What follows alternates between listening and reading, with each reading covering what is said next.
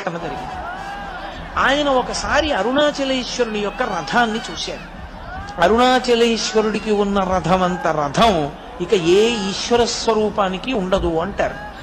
14 భువనములు ఎలా ఉంటాయో అలా 14 అంతస్తుల కొయ్యతేరు అరుణాచలేశ్వరుడు.